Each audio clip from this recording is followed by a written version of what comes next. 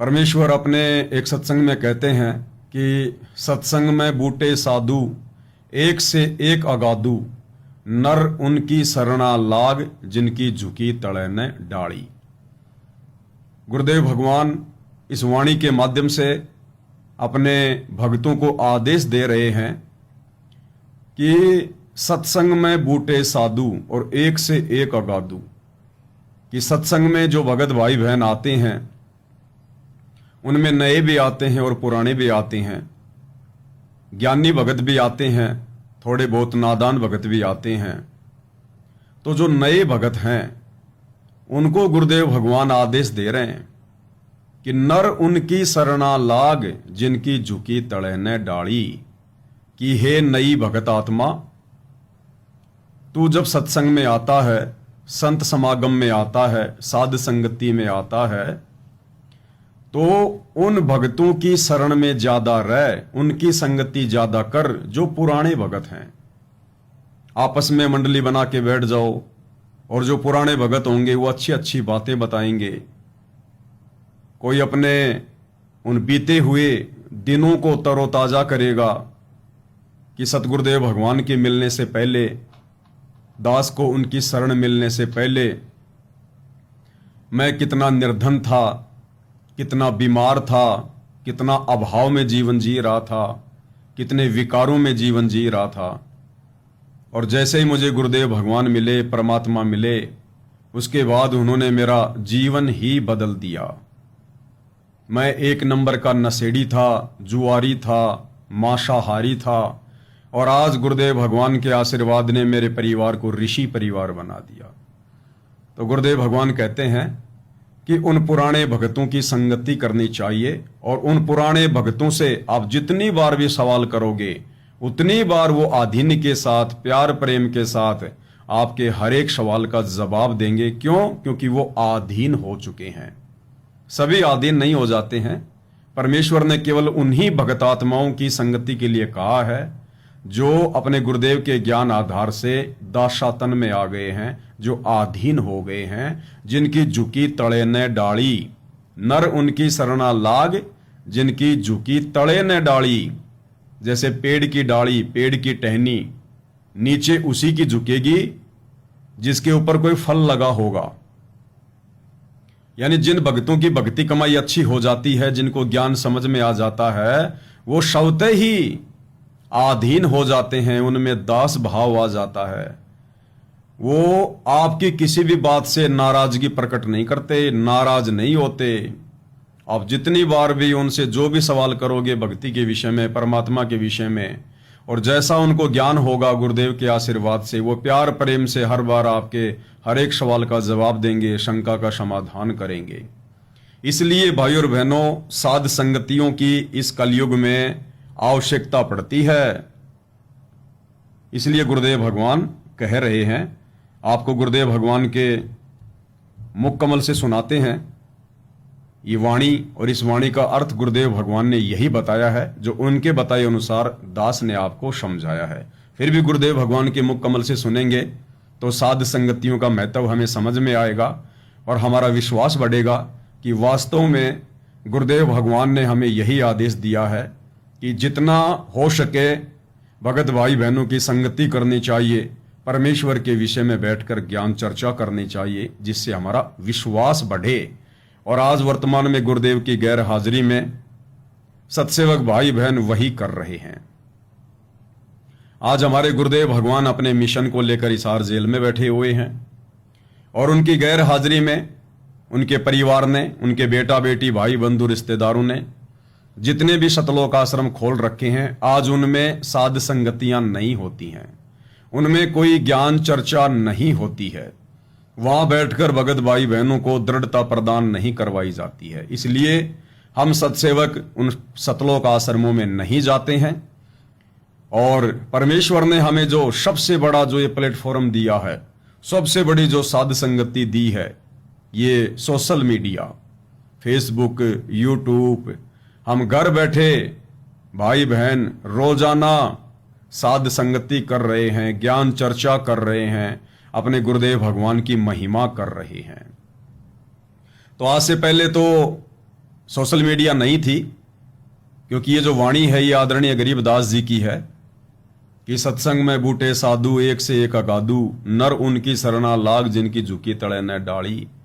तो उस समय उन्होंने केवल सत्संगों में जाकर ही ज्ञान चर्चा के लिए कहा है, क्योंकि उस समय सोशल मीडिया नहीं थी, 250-300 साल पहले। लेकिन वर्तमान में हमने कहीं आने जाने की आवश्यकता नहीं है, विशेषकर साध संगति के लिए। हाँ, यदि हमारे गुरुदेव भगवान आश्रम में हों तो हम 1,00,000 बार जाएं, 1,000 बार जाएं, और आश्रम में जाएंगे तो परमात्मा की चर्चा ही करेंगे, वहां कोई राजनीति थोड़ी करेंगे। आश्रमों में जाकर फिर कोई परशुराम की जयंती मनाने थोड़ी जाएंगे। आश्रमों में जाकर फिर हम सिरसा में नकली कबीर पंथियों की जयंती मनाने थोड़ी ना जाएंगे। आश्रम में जाकर फिर हम भाई बहन वहां पर अचार थोड़ी ना डालेंगे, क्योंकि इन शतलोक आश्रमों में अचार डाला जाता है, अचार। इन्होंने जो ये अन्नपूर्णा मुहिम चला रखी है, इस मुहिम के तहत जो ये गांव गांव जाकर लोगों को जबरदस्ती मनमाना आचरण करते हुए जो राशन बांट रहे हैं, जिसकी कोई आवश्यकता नहीं है। ये लोग आश्रम में प्याज के ट्रक, आलू के ट्रक, मिर्ची के ट्रक मंगवाते हैं, और उसके बाद हरियाणा में धनाना आश्रम के आसपास जो भाई बहन हैं, बेचारे भोले भाले भगत भाई बहन, उनको गुरुजी का आदेश बताकर कोऑर्डिनेटरों के माध्यम से कि आश्रम में विशेष सेवा है, गुरुजी का आदेश है, बेचारे भोले भाले भगत भाई बहन आ जाते हैं। भाई क्या आदेश है परमात्मा का, ऐसी क्या सेवा है? और वहां आने के बाद पता चलता है कि ये जो प्याज का ढेर लग रहा है, आलू का ढेर लग रहा है, इनको साफ करो, सफाई करो इनकी, और इनको 2-2 किलो 5-5 किलो थैलियों में पैक करो, ये सेवा है। और मिर्ची का अचार डलवाया जा रहा है। आप देखते होंगे ना इनके वीडियो अन्नपूर्णा मुहिम के, एक खाट के ऊपर रख देंगे ये 5 किलो आलू, 5 किलो प्याज, तेल, साबुन, दाल और एक अचार की थैली। पहले नहीं देते थे अचार ये, अब देने लग गए महीने भर से अचार। अचार के ऊपर स्टिकर लगा हुआ है, शतलोक आश्रम धनाना अन्नपूर्णा मुहिम। तो ये हमारी माता बहनों से इन आश्रमों में अचार डलवाते हैं, अचार। जैसे एक कहावत है ना, लोग कहा करते थे चल यार वहां चलते हैं भाई, तो क्या करते, वहां क्या जाके अचार डालेगा? अरे वहां जाकर के अचार डालेगा, यानी कि अपना समय बर्बाद करेगा। तो वास्तव में इन लोगों ने अचार ही डलवाना शुरू कर दिया, कहावत को सिद्ध कर दिया इन्होंने। तो भाई बहन, आज गुरुदेव की गैर हाजिरी में इन शतलोक आश्रमों में भक्ति करने नहीं जाते, ज्ञान चर्चा करने नहीं जाते, सत्संग सुनने नहीं जाते, वहां अचार डालने जाते हैं, अचार डालने। अब बताओ, हम सत्सेवक कोई पागल थोड़ी हैं जो हम अचार डालने जाएंगे। तो गुरुदेव भगवान तो कह रहे हैं कि सत्संग में क्या करना चाहिए। सत्संग में बूटे साधु एक से एक अगाधु, और नर उनकी शरणा लाग जिनकी झुकी तड़े ने डाली। अब गुरुदेव तो क्या कह रहे हैं, और आश्रमों में क्या डलवाया जा रहा है? अचार। तो सुनिए भाई और बहनों, पूज्य गुरुदेव भगवान के मुख से।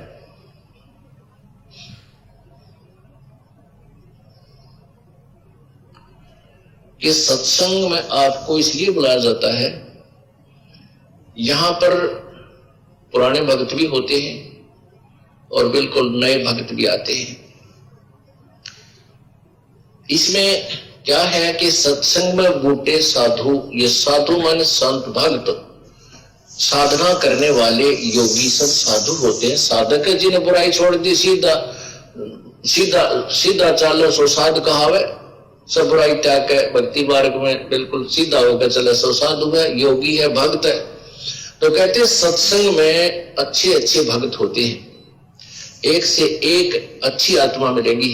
लेकिन नए भक्त के लिए संकेत है कि उनके पास बैठना, उनसे चर्चा करना प्रभु की, उनसे भी, क्योंकि यहाँ आपको इसलिए बुलाया जाता है कि दास तो 2 घंटे सत्संग करके फिर संगत से मिलने में लग जाता है, और बाकी भक्त तो मिलने बाद में बैठ जाते हैं, मंडली बना के चर्चा चलती है। गुरुदेव नाथ जी ये बताया, इसका नए भक्त पूछते हैं इसका क्या अर्थ बनता है, तो पुराने भक्त उनको बताते हैं।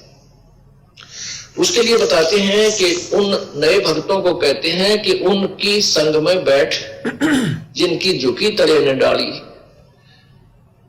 यानी जैसे पौधे पेड़ होते हैं और जिनके फल लदपद लगे हो, आम के या अंगूर के गुच्छे लगे हो, तो वो नीचे को झुक जाती है टहनियां, तो वो फलदार वृक्ष होते हैं। अर्थात जो विनम्र आत्माएं हो चुकी हैं, जो कितनी बार आप प्रसन्न करते हो, प्यार से उत्तर दे रहे हैं, समझो वो भक्ति से परिपूर्ण है, तो उनसे ही ज्ञान समझे, इसका ये तात्पर्य है। अब जो दास सच, गुरुदेव भगवान कह रहे हैं कि उन्हीं से ज्ञान समझें, यानी एक दूसरे भगत से ज्ञान समझने का आदेश गुरुदेव भगवान का है।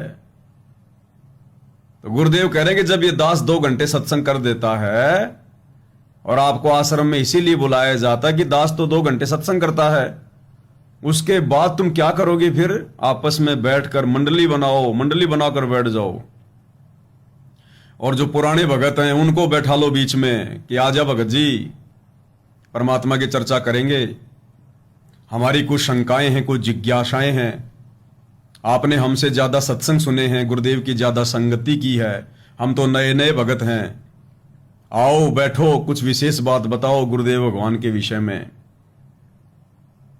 तो उनको बीच में बैठा लो और फिर ज्ञान चर्चा करो, दृढ़ता प्राप्त करो, विश्वास बढ़ेगा। और अब क्या हो रहा है? अगर कोई ज्ञान चर्चा भी कर रहा हो ना बेचारा इन सतलोक आश्रमों में, तो जबरदस्ती उठा देंगे, अरे उठो उठो भगत जी, क्या कर रहे हो तुम? अचार कौन डालेगा? अरे माता बहनों, तुम क्या कर रही हो? ये कोई ज्ञान चर्चा करने का समय है क्या? ज्ञान चर्चा करने आती हो क्या तुम आश्रमों में? वो प्याज कौन साफ करेगा? अब ये हो रहा है भाई और बहनों। और हमारे भाई बहन भी कुछ इसी प्रकार के हैं जो इन आश्रमों में जाते हैं, इनको ज्ञान चर्चा अच्छी भी नहीं लगती। मोबाइल सबके हाथ में है, जितनी देर बैठे उतनी देर बैठे, लेटने का मन किया तो लेट गए, खाने का मन किया तो खा लिया, चाय पानी पी लिया, और फिर लेके मोबाइल कहां जाएंगे? कबीर जी के झोपड़े के पास में सेल्फी लेने, जुलाहों के कुएं के पास में सेल्फी लेने के लिए, और मिट्टी की गाय उसके पास में सेल्फी लेने के लिए, और मिट्टी के पहाड़ सेल्फी लेने के लिए, लहर तारा तालाब सेल्फी लेने के लिए। और फिर भी टाइम पास नहीं होता तो चलो रे भाई, वो प्रदर्शनी लगा रखी है ना, उसमें तरह तरह के चित्र लगा रखे हैं, मूर्तियां लगा रखी हैं, चलो प्रदर्शनी देख के आते हैं। फिर प्रदर्शनी देखने चले जाते हैं। फिर संध्या आरती का समय हो जाता है, पड़े पड़े संध्या आरती कर लेते हैं। संध्या आरती के समय आधे से ज्यादा तो मोबाइलों में लगे रहते हैं, इंस्टाग्राम पे, फेसबुक पे। हो गई संध्या आरती, कोई लेटा हुआ है। अब सेवादार भी ऐसे ही हो गए, वो भी नहीं किसी को उठाते ना किसी को जगाते आरती के समय। उनको पता है बेचारा क्या उठेगा, ये क्या आरती करेगा, ये 5 घंटे से तो ये अचार डाल रहा था, 5-7 घंटे से तो ये प्याज साफ कर रहे थे, आलू साफ कर रहे थे, पैकिंग कर रहे थे, अन्नपूर्णा के स्टिकर लगा रहे थे। क्या ज्ञान चर्चा करेगा, क्या बेचारा आरती करेगा? सुन दे इसको, सोते सोते वहां आरती हो जाती है। ये हकीकत है भाई और बहनों, में जाता नहीं लेकिन हकीकत सारी पता है, क्योंकि जो भाई बहन जाके आए हैं वो दास को सब कुछ बता देते हैं कि भगत जी वास्तव में वहां तो यही होता है। फिर भी हमारा मन नहीं भरा तो हम एक बार जाके आ गए वहां, सोचा पता नहीं क्या होता होगा आश्रमों में। तो भगत जी वही होता है जो परमात्मा आपसे बुलवाते हैं। तो कहने का मतलब है भाई और बहनों, गुरुदेव भगवान का आप और हमारे ऊपर एक बहुत बड़ा उपकार है जो गुरुदेव ने हमें इस कलयुग की बिचली पीढ़ी में साध संगति से जोड़ दिया। गुरुदेव हमसे अपनी महिमा करवा रहे हैं, अचार नहीं डलवा रहे, अपनी महिमा करवा रहे हैं। अब दास लाईवाता को अचार थोड़ा डालता है कि लो भक्तों मैं तुम्हें अचार डालना सिखाता हूं। अरे वो तो यूट्यूब पे सीख लो, दुनिया भर के वीडियो बना बना के डाल रखे लोगों ने, साग सब्जी बनाने के, अचार डालने के। बताओ। तो भाई और बहनों, काल का बहुत बड़ा षड्यंत्र है इन सतलोक आश्रमों में। भक्ति नाम की चीज नहीं और मर्यादा नाम की चीज नहीं, ऐसे मूर्ख बना रखा है काल ने।